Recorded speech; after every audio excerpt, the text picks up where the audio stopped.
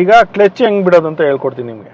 ಗಾಡಿ ಡ್ರೈವ್ ಮಾಡುವಾಗ ನೀವು ಆದಷ್ಟು ಲೆಫ್ಟಲ್ಲಿರಿ, ರೈಟಲ್ಲಿ ಫಾಸ್ಟ್ ಆಗೋವರೆಗೆ ಬಿಟ್ಬಿಡಿ ಜಾಗ. ಏನೋ ಯಾರಾದರೂ ಹೇಳ್ಕೊಟ್ರೆ ಅಂದರೆ ಒಳಗಡೆಗೆ ಹೇಳ್ಕೊಟ್ರೆ ದಯವಿಟ್ಟು ಅದನ್ನು ಕಲಿಬೇಡಿ, ಹೊರಗಡೆದು ಪ್ಲಾನ್ ಮಾಡಿ. ಇದು ಎಷ್ಟು ಪ್ರಾಕ್ಟೀಸ್ ಮಾಡ್ತಿರೋ ನಿಮಗೆ ಡ್ರೈವಿಂಗ್ ಸ್ಕಿಲ್ಸು ಅಷ್ಟು ಈಸಿ ಆಗಿಬಿಡುತ್ತೆ. ಸರಿ ಸರ್, ಈಗ ನ್ಯೂ ಲರ್ನರ್ ಇರ್ತಾರೆ ಕಾರ್ ಓಡಿಸೋದು, ಏನು ಸಮಸ್ಯೆ ಆಗ್ದಂಗೆ ಆಕ್ಸಿಡೆಂಟೇ ಆಗ್ದಂಗೆ ಗಾಡಿಗೂ ಡ್ಯಾಮೇಜ್ ಆಗ್ದಂಗೆ ಹೆಂಗೆ ಸರ್ ಡ್ರೈವಿಂಗ್ ಸ್ಕಿಲ್ ಇವತ್ತು ಹೇಳ್ಬೋದಾ ನೀವು ನಮ್ಮ ವೀಕ್ಷಕರಿಗೆ? ಖಂಡಿತ ಸರ್, ಈಗ ಸಣ್ಣದಿದೆ, ಅದನ್ನ ನೋಟ್ ಮಾಡ್ಕೊಳ್ಳಿ. ಸೊ ಕಲಿಯೋರು ಯಾವತ್ತೂ ಅಷ್ಟೇ, ಫಸ್ಟು ನೀವು ಗಾಡಿ ಕಲಿಯೋರು ಅವರು ಸ್ವಲ್ಪ ಒಂದು ಎಕ್ಸಸೈಸ್ ಇದೆ, ನಾನು ಅದನ್ನ ಹೇಳ್ಕೊಡ್ತೀನಿ ನಿಮಗೆ. ಸೊ ಅದ್ರ ಲೆಗ್ ಎಕ್ಸಸೈಸು ಅದನ್ನು ಮಾಡ್ಕೊಳ್ಳಿ. ನಿಮ್ಗೆ ಏನಾಗುತ್ತೆ ಈಸಿಯಾಗಿ ಕಲಿಬೋದು. ನೀವು ಆಬ್ಜೆಕ್ಟು ಏನು ಆಬ್ಸ್ಟಕಲ್ ನೀವು ಇನ್ಸ್ಟೆಂಟಾಗಿ ನೋಡ್ತೀರಾ, ನೋಡಿದ ತಕ್ಷಣ ನಿಮ್ಮ ಕಾಲು ವರ್ಕ್ ಆಗಿರುತ್ತೆ. ಸೊ ಈ ಎಕ್ಸಸೈಸ್ ಮಾಡೋದ್ರಿಂದ ಸೊ ಅದನ್ನು ನಿಮ್ಗೆ ಹೇಳ್ಕೊಡ್ತೀನಿ ಹೆಂಗೆ ಅಂತ. ಇರೋರು ಯಾರೇ ಆಗಲಿ ಗಾಡೀಲಿ ಹೋಗಿ ಕೂತ್ಕೊಂಡಿದ್ದ ತಕ್ಷಣ ಮ್ಯಾನ್ಯುಯಲ್ ಆಗಿ ಗಾಡಿ ಓಡಿಸ್ಬೇಕು ಅಂತ ಕಲಿಯೋರು, ಮ್ಯಾನ್ಯುಯಲ್ ಗಾಡಿ ಓಡಿಸ್ಬೇಕು ಅಂತ ಅಂದರೆ ಮ್ಯಾನ್ಯುಯಲ್ ಟ್ರಾನ್ಸ್ಮಿಷನ್ ಇರೋ ಗಾಡಿ ಓಡಿಸ್ಬೇಕು ಅನ್ನೋದಿದ್ರೆ ದಯವಿಟ್ಟು ಅವರು ಯಾವತ್ತೂ ಅಷ್ಟೇ ಒಂದು ಮೇಲ್ ಕೆಳಗಡೆ, ಒಂದು ಕಾಲು ಮೇಲೆ, ಒಂದು ಕಾಲು ಕೆಳಗಡೆ, ಈ ಥರ ಪ್ರಾಕ್ಟೀಸ್ ಮಾಡಿ. ನೀವು ಎಲ್ಲೇ ಕೂತ್ಕೊಂಡಾಗಲೂ ಕೂಡ, ಆಯಿತಾ? ಇದು ಇಷ್ಟು ಕೆಳಗಡೆ ಹೋಗಿದ ತಕ್ಷಣ ಇದು ಮೇಲೆ ಬಂದ ತಕ್ಷಣ ಈ ಕಾಲು ಕೆಳಗಡೆ ಹೋಗಬೇಕು. ಸೊ ಈ ಥರ ಮಾಡ್ತಾಯಿರಿ ಕೂತ್ಕೊಂಡು. ನೀವು ಎಲ್ಲೇ ಕೂತ್ಕೊಂಡೋಗೋ ಇದನ್ನು ಪ್ರಾಕ್ಟೀಸ್ ಮಾಡಿ. ಇದು ಎಷ್ಟು ಪ್ರಾಕ್ಟೀಸ್ ಮಾಡ್ತಿರೋ ನಿಮಗೆ ಡ್ರೈವಿಂಗ್ ಸ್ಕಿಲ್ಸು ಅಷ್ಟು ಈಸಿ ಆಗಿಬಿಡುತ್ತೆ. ಸೊ ಇದು ಲೆಗ್ ಎಕ್ಸಸೈಸು ನಾನು ಹೇಳ್ತಿರೋದು. ಆಮೇಲೆ ಆಟೋಮೆಟಿಕ್ ಕಾರು ಓಡಿಸೋರು ಏನು ಮಾಡಬೇಕು, ಇದನ್ನು ಲೆಫ್ಟ್ ಲೆಗ್ ಯೂಸೇ ಮಾಡಬಾರ್ದು. ರೈಟ್ ಲೆಗ್ಗು ನೋಡಿ, ಫಸ್ಟ್ ಪೊಸಿಷನ್ನು ಪ್ರೆಸ್ ಮಾಡಿ ಬಿಡಿ, ಸೆಕೆಂಡ್ ಪೊಸಿಷನ್ನು ಪ್ರೆಸ್ ಮಾಡಿ ಬಿಡಿ, ತಿರ್ಗ ಮತ್ತೆ ಇದು ನಿಮ್ಮದು ಕಾಲು ಪೊಸಿಷನ್ನು ಇಲ್ಲೇ ಇರಬೇಕು. ಸೊ ನೀವು ಟರ್ನ್ ಮಾಡಬೇಕು ಕಾಲನ್ನ. So first, second, third, fourth, fifth, sixth, ಈ ಥರ. ಅಂದರೆ ನಿಮ್ಮ ರೈಟ್ ಲೆಗ್ ಮಾತ್ರನೇ, ಲೆಫ್ಟ್ ಲೆಗ್ ಯೂಸೇ ಇಲ್ಲ. ಆಟೋಮೆಟಿಕ್ ಕಾರ್ ಯೂಸ್ ಮಾಡಬೇಕು ಅಂತಂದರೆ ಇದನ್ನು ಪ್ರಾಕ್ಟೀಸ್ ಮಾಡಿ. ಮತ್ತು ಇನ್ನೊಂದು ಹೇಳ್ತಾ ಇದ್ದೀನಿ, ಕೆಲವ್ರಿಗೆ ಮೈಲೇಜ್ ಬರಲ್ಲ ಅಂತ, ಆಟೋಮೆಟಿಕ್ ಕಾರಲ್ಲಿ ಮೈಲೇಜ್ ಬರಲ್ಲ ಅಂತ ಹೇಳ್ತಾ ಇದ್ದಾರೆ. ಸೊ ಅವ್ರು ಏನಂತಂದರೆ, ನೀವು ಯಾವಾಗಲೂ ಅಷ್ಟೇ ಗಾಡಿ ಓಡಿಸುವಾಗ ಆಕ್ಸಿಲರೇಷನ್ ಕೊಡ್ತಿರಲ್ಲ, ಕೊಟ್ಬಿಟ್ಟು ಸ್ವಲ್ಪ ಗ್ಯಾಪ್ ಕೊಡಬೇಕು. ಅಟ್ಲೀಸ್ಟ್ ಒಂದು ಫ್ರ್ಯಾಕ್ಷನಲ್ಲಿ ಹಾಫ್ ಸೆಕೆಂಡು ನೀವು ಲೆಗ್ ಅಂದರೆ ನೀವು ಆಕ್ಸಿಲೇಟ್ರಲ್ಲಿ ಸ್ವಲ್ಪ ಲೂಸ್ ಬಿಡಬೇಕಾಗತ್ತೆ. ಲೂಸ್ ಬಿಟ್ಬಿಟ್ಟಾಗ ಸ್ಪೀಡಲ್ಲಿ ಏನು ಮಾಡುತ್ತೆ, ಆಟೋಮೆಟಿಕ್ಕಾಗಿ ಗೇರ್ ಶಿಫ್ಟ್ ಆಗುತ್ತೆ. ನೀವು ಪ್ರೆಸ್ ಮಾಡಿ ಇಟ್ಕೊಂಡ್ರೆ, ಕಂಟಿನ್ಯೂಸ್ ಆಗಿ ಪ್ರೆಸ್ ಮಾಡಿ ಇಟ್ಕೊಂಡ್ರೆ ಗೇರ್ ಚೇಂಜ್ ಆಗಲ್ಲ, ಜಲ್ದಿ ಮೈಲೇಜ್ ಬರಲ್ಲ.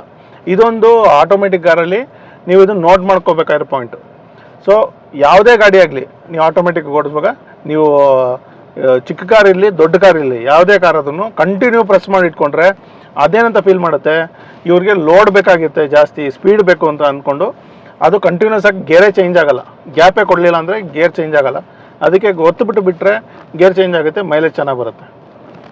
ಆಮೇಲೆ ಅದು ಬಿಟ್ಟು ಈಗ ಆಕ್ಸಿಡೆಂಟ್ ಆಗೋದು ಯಾವಾಗ ಆಗುತ್ತೆ, ನೀವು ಆ ಕಡೆ ಈ ಕಡೆ ಸ್ವಲ್ಪ ಫೋನ್ ನೋಡಿಕೊಂಡು ಮತ್ತೊಂದು ನೋಡಿಕೊಂಡು, ನೀವು ಏನು ರೋಡ್ ನೋಡಬೇಕು ಪಕ್ಕ, ಅದನ್ನು ಬಿಟ್ಟು ಬೇರೆ ಕಡೆ ನೋಡ್ತಾ ಇರ್ತೀರಾ, ಫೋನ್ ನೋಡೋಕೆ ಹೋಗ್ತೀರಾ, ಅಥವಾ ಬೇರೆ ಏನಾದರೂ ಕಾಣಿಸ್ತಾ ಇದೆ ಅಂತ ಆ ಕಡೆ ನೋಡಿರ್ತೀರಾ, ರೋಡ್ನ ಗಮನ ಕೊಟ್ಟಿರಲ್ಲ.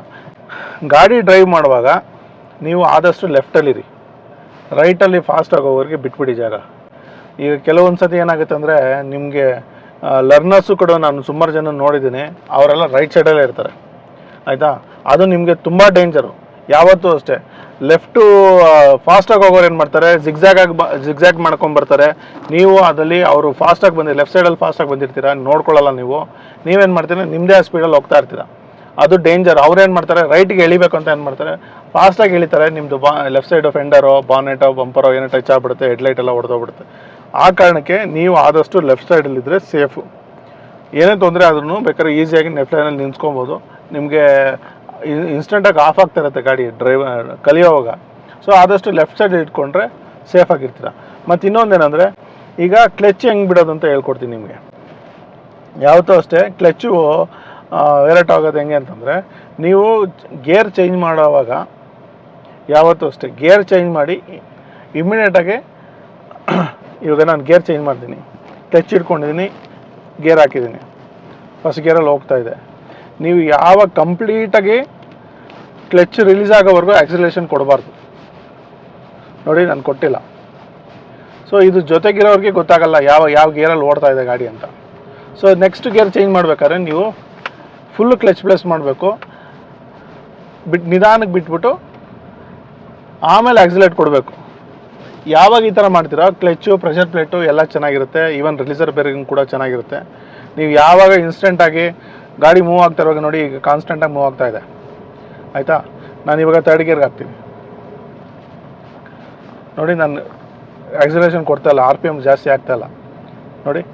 ಇವಾಗ ನೀವು ಕೊಟ್ಟರೆ ಇನ್ನೂ ಸ್ಮೂತಾಗಿ ಹೋಗುತ್ತೆ ಸರ್. ಈಗ ಆಯ್ತು, ಡಿಸ್ಟೆನ್ಸ್ ಬಗ್ಗೆ ಹೆಂಗ್ ಸರ್ ಕಂಡುಹಿಡಿಯೋದು? ಈಗ ಜನಗಳು ಅದೇ ಅಲ್ವಾ ಟಚ್ ಮಾಡ್ಕೊಂಡ್ಬಿಡ್ತಾರೆ ಸೈಡಲ್ಲೆಲ್ಲ. ಸರ್ ಯಾರು ಜನಕ್ಕೆ ಪ್ರಾಬ್ಲಮ್ ಇದೆ ಇದು, ಡಿಸ್ಟೆನ್ಸ್ ಹೆಂಗ್ ನೋಡ್ಕೊಳ್ಳೋದು ಅಂತ. ಲೆಫ್ಟ್ ಸೈಡ್ ಅಲ್ಲಿವರೆಗೂ ಇದೆ, ಎಷ್ಟು ಡಿಸ್ಟೆನ್ಸ್ ಇದೆ ನೀವು ಕೂತಿದ್ದ ಜಾಗದಿಂದ ಅಲ್ಲಿವರೆಗೂ ಎಷ್ಟಿದೆ. ಇಲ್ಲಿಂದ ಇವಾಗ ಬಾನೆಟ್ ಬಂಪರ್, ಕಾರ್ನರ್ ಬಂಪರ್ ಬಂದು ಆಲ್ಮೋಸ್ಟ್ 6 ಫೀಟ್ ಇದೆ. 6 ಫೀಟ್ ಇದೆ ಅಂದರೆ ನೀವು ಜಡ್ಜ್ ಮಾಡ್ಕೋಬೇಕು. ಅದು ಯಾರೂ ಕೂಡ ಇಲ್ಲೇ ಇದೆ ಅಂತ ಹೇಳೋಕ್ಕಾಗಲ್ಲ. ನೀವು ಗಾಡಿ ಓಡಿಸುವಾಗ ಆಟೋಮೆಟಿಕ್ಕಾಗಿ ನಿಮಗೆ ಬರುತ್ತೆ ಆಯಿತಾ. ಆಮೇಲೆ ಯಾವತ್ತೂ ಅಷ್ಟೇ, ಇದು ಕೆಲವು ವಿಡಿಯೋಸ್ ನೋಡಿದ್ದೀನಿ, ಅವರು ಈ ಥರ ಹೇಳ್ಕೊಡ್ತಾರೆ, ಲೈನ್ ಹಿಂಗೆ ಹಾಕ್ಕೋಬೇಕು, ಹಿಂಗೆ ಹಾಕಿದ್ರೆ ಲೈನ್ ಹಿಂಗೆ ನೋಡ್ಕೋಬೇಕು ಅಂತ. ಯಾವತ್ತೂ ಅದನ್ನು ತಿಳ್ಕೊಬೇಡಿ, ತಪ್ಪು. ಹಿಂಗೆ ಹಾಕ್ಬೇಕು ಲೈನು. ಯಾವತ್ತೂ ಅಷ್ಟೇ, ನಿಮ್ಮ ಗಾಡಿದು ಫ್ರಂಟ್ ವ್ಯೂ ಬಂದು ಇಲ್ಲಿಂದ ಹಿಂಗೆ ಪಾಸ್ ಆಗುತ್ತೆ, ನೀವು ಹಿಂಗೆ ಯಾವುದೂ ಗಾಡಿ ಪಾಸ್ ಆಗಲ್ಲ. ಸೊ ಅದರಿಂದ ಹೇಳ್ತಾ ಇದ್ದೀನಿ, ಹಿಂಗೆ ಏನೋ ಯಾರಾದರೂ ಹೇಳ್ಕೊಟ್ರೆ ಅಂದರೆ ಒಳಗಡೆಗೆ ಹೇಳ್ಕೊಟ್ರೆ ದಯವಿಟ್ಟು ಅದನ್ನು ಕಲಿಬೇಡಿ, ಹೊರಗಡೆದು ಪ್ಲ್ಯಾನ್ ಮಾಡಿ. ಅದು ಸೆಂಟ್ರ್ ಅಂತ ಬಂದರೆ ಇದು ಮಿರರ್, ಇದು ಲೆಫ್ಟ್ ಸೈಡ್ ಡೋರ್ ಬಂದು ಔಟ್ ಆಗುತ್ತೆ. ಸೊ ಈ ಥರ ಬರುತ್ತೆ ಆಯಿತಾ. ಕೆಲವರು ನಾನು ಸುಮಾರು ಜನ ನೋಡಿದ್ದೀನಿ ಹಿಂಗೆ ಮಾಡ್ಕೊಂಡಿದ್ದಾರೆ, ಲೈನ್ಸ್ ಹಾಕ್ಕೊಂಡು ತೋರಿಸೋಕ್ಕೆ. ಕೆಲವು ವೀಡಿಯೋಸ್ ಎಲ್ಲ ನೋಡ್ತಾ ಇದ್ದೀನಿ, ಹಿಂಗೆ ಥರ ಮಾಡಿದ್ದಾರೆ. ದಯವಿಟ್ಟು ಆ ಥರ ಮಾಡೋಕೆ ಹೋಗ್ಬೇಡಿ, ಅದು ಡೇಂಜರೇ ತುಂಬ.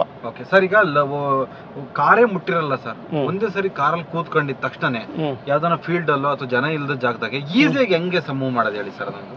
ಸರ್ ಇದು ನೋಡಿ, ಯಾರನ್ನ ಜೊತೆಗೆ ಇಟ್ಕೊಳ್ಲೇಬೇಕು ಸರ್, ಒಬ್ಬರೇ ಹೋಗಬೇಡಿ. ಯಾಕೆಂದರೆ ಗೇರ್ ಚೇಂಜ್ ಮಾಡುವಾಗ ನೀವು ಸರಿಯಾಗಿ ಕ್ಲಚ್ ಹಿಡ್ದಿಲ್ಲ ಅಂತಂದರೆ ಜಸ್ಟ್ ಒಂದು ಪಾಯಿಂಟ್ ನೋಡಿ, ಈ ಹೂವು ಕಾಣಿಸ್ತಿದ್ದಿಲ್ಲ, ಇದರಲ್ಲಿ ಅರ್ಧ ಪೀಸ್ ಎಗರೋದ್ರೂ ಒಂದು ಗೇರಲ್ಲಿ ಗೇರ್ ಚೇಂಜ್ ಆಗಲ್ಲ, ಆ ಗೇರ್ ಬೀಳಲ್ಲ ನೋಡಿ. ನಾನು ಹೇಳ್ತಾ ಇರ್ತೀನಲ್ಲ, ಸೊ ಇದರಲ್ಲಿ ಇಷ್ಟು ಪೀಸ್ ಇದೆ, ಈ ಪೀಸಲ್ಲಿ ಕೂಡ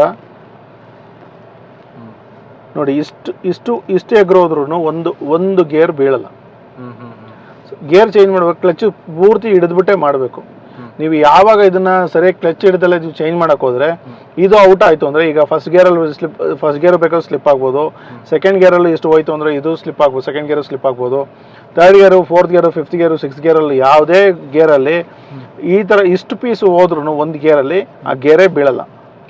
ಸೊ ಅದಕ್ಕೋಸ್ಕರ ಕ್ಲಚ್ಚು ಎಷ್ಟಾಗುತ್ತೋ ಫುಲ್ ಅದುಮ್ಲೇಬೇಕು, ಅದುಮಿಟ್ರೆ ಚೇಂಜ್ ಮಾಡಿದ್ರೇ ಲೈಫ್ ಜಾಸ್ತಿ. ಹೇಳಿದ ಎಕ್ಸಸೈಸ್ ಮೇಂಟೈನ್ ಮಾಡಿ, ನಿಮಗೆ ಆಲ್ಮೋಸ್ಟು ಗಾಡಿ ಡ್ರೈವಿಂಗ್ದು ಇದೆಲ್ಲ ಗೊತ್ತಾಗ್ಬಿಡುತ್ತೆ. ಮತ್ತು ಮಿರರ್ ಸಜೆಸ್ಟ್ ಮಾಡ್ಕೊಳ್ಳಿ, front, centre mirror, side mirrors ಆಯಿತಾ. ಇದನ್ನೆಲ್ಲ ನೋಡಿಕೊಂಡು ಆಮೇಲೆ ನಿಮ್ಗೆ ಆದಷ್ಟು ಬಾಡಿ ನೋಡೋ ಥರ ಇರಲಿ. ಓಕೆ ಸರ್, ಈಗ ಲರ್ನರು ದೊಡ್ಡ ಗಾಡಿ ಹೋಗಿ ಕಲಿಯೋದು ಉತ್ತಮನ ಅಥವಾ ಚಿಕ್ಕ ಗಾಡಿ ಟ್ರೈ ಮಾಡೋದು ಉತ್ತಮನ? ಸರ್ ಯಾವತ್ತೂ ಅಷ್ಟೇ ಚಿಕ್ಕ ಗಾಡಿಯಿಂದನೇ ಹೋಗ್ಬೇಕು. ದೊಡ್ಡ ಗಾಡಿ ಒಂದೇ ಸತಿ ಕೂತ್ಕೊಂಡಿದ್ದ ತಕ್ಷಣ ಡಿಸ್ಟೆನ್ಸ್ ಗೊತ್ತಾಗಲ್ಲ ಆಯಿತಾ. ಯಾವ ಥರ ಡ್ರೈವ್ ಮಾಡೋದು, ದೊಡ್ಡ ಗಾಡಿ ಅಂದರೆ ಪವರ್ ಜಾಸ್ತಿ ಇರುತ್ತೆ, ಚಿಕ್ಕ ಗಾಡಿಯಲ್ಲಿ ಸ್ವಲ್ಪ ಪವರ್ ಕಮ್ಮಿ ಇರುತ್ತೆ, ಮತ್ತು ಈಸಿಯಾಗಿ ಮೂವ್ ಮಾಡ್ಬೋದು. ಯಾವಾಗ ಅದು ಚಿಕ್ಕ ಗಾಡಿ ಅಂತ ಇವ್ರಿಗೆ ಫೀಲ್ ಆಗುತ್ತಲ್ಲ, ಆವಾಗ ಅವ್ರಿಗೆ ಒಂದು ಧೈರ್ಯ ಬರುತ್ತೆ. ದೊಡ್ಡ ಗಾಡಿ ಅಂದರೆ ಆಟೋಮೆಟಿಕ್ಕಾಗಿ ಡಿಸ್ಟೆನ್ಸ್ ನೋಡ್ಕೋಬೇಕು, ಲೆಫ್ಟ್ ನೋಡ್ಕೋಬೇಕು, ರೈಟ್ ನೋಡ್ಕೋಬೇಕು, ಫ್ರಂಟ್ ನೋಡಬೇಕು, ಬ್ಯಾಕ್ ನೋಡಬೇಕು, ಇದೆಲ್ಲ ಕಷ್ಟ ಆಗ್ಬಿಡುತ್ತೆ. ತುಂಬ ದೊಡ್ಡದು ಗಾಡಿ ಇರೋದ್ರಿಂದ ನಿಮಗೆ ಜಡ್ಜ್ ಮಾಡೋಕ್ಕಾಗಲ್ಲ ಎಲ್ಲಿವರೆಗೂ ಇದೆ ಗಾಡಿ ಅಂತ. ಅದೇ ಚಿಕ್ಕ ಗಾಡಿ ಆದರೆ ಈಸಿಯಾಗಿ ನೀವು ಜಡ್ಜ್ ಮಾಡ್ಬೋದು, ಇದು ಇಲ್ಲಿಗೆ ಬರುತ್ತೆ, ಇದು ಇಲ್ಲಿಗೆ ಬರುತ್ತೆ ಅಂತ. ಆಮೇಲೆ ಇನ್ನೊಂದು ಒಳ್ಳೆ ಪಾಯಿಂಟ್ ಕೇಳಿದ್ರೆ, ಕೆಲವೊಂದು ಸತಿ ಏನಾಗುತ್ತೆ, ನೀವು ರೋಡಲ್ಲಿ ಹೋಗ್ತಾ ಇರ್ತೀರಾ, ಎಲ್ಲ ಒಂದು ಕಡೆ ಒಂದು ಗಲ್ಲಿಯಲ್ಲಿ ಒಂದು ಆಟೋ ನಿಂತಿರುತ್ತೆ, ನಿಮ್ಮ ಗಾಡಿ ಇನ್ನೊಂದು ರೈಟ್ ಸೈಡ್ ಒಂದು ಕಾರ್ ನಿಂತಿರುತ್ತೆ. ಆವಾಗ ನೀವೇನು ಮಾಡ್ತೀರಾ, ಅಲ್ಲಿ ನುಗ್ಸಕ್ಕೆ ಆಗುತ್ತಾ ಇಲ್ವಾ ಗೊತ್ತಾಗಲ್ಲ ನಿಮಗೆ, ತುಂಬ ಕನ್ಫ್ಯೂಷನ್ಸ್ ಇರುತ್ತೆ. ಸೊ ಅಲ್ಲಿ ಟಚ್ ಆಗ್ಬಿಡುತ್ತೆ, ಆ ಕಡೆ ಟಚ್ ಆಗ್ಬಿಡುತ್ತಾ, ಈ ಕಡೆ ಟಚ್ ಆಗ್ಬಿಡುತ್ತಾ ಅಂತ. ಸರಿ, ಯಾರು ಈಗ 360 ಡಿಗ್ರಿ ಕ್ಯಾಮ್ರಾ ಇರೋದ್ರಿಂದ ಕೆಲವರು ಈಸಿಯಾಗಿ ಮಾಡ್ಕೊತಾರೆ, ಕೆಲವ್ರಿಗೆ ಗೊತ್ತಾಗಲ್ಲ. ಸೊ ಅದಕ್ಕೇನು ಮಾಡಬೇಕು, ಯಾರಿಗಾದ್ರೂ ಒಂದು ಸ್ವಲ್ಪ ನೋಡ್ಕೊಳ್ಳಿ ಅಂತ ಅಂದ್ಬಿಟ್ಟು ನೋಡ್ಕೋಬೋದು. ಇಲ್ಲಾಂದರೆ ನಿಮ್ಗೆ ಯಾರೂ ಇಲ್ಲ ಅಂತಂದರೆ ಇಳಿದ್ಬಿಟ್ಟು ಬಾಡಿ ಲೆವೆಲ್ಗೆ ಆ ಗಾಡಿನ ಇಟ್ಕೊಳ್ಳಿ, ಆಪೋಸಿಟ್ ಗಾಡಿ ಬಾಡಿ ಲೆವೆಲ್ ಇಟ್ಕೊಳ್ಳಿ, ಈ ಕಡೆದು ಎಷ್ಟು ಡಿಸ್ಟೆನ್ಸ್ ಇದೆ ನೋಡ್ಕೊಳ್ಳಿ.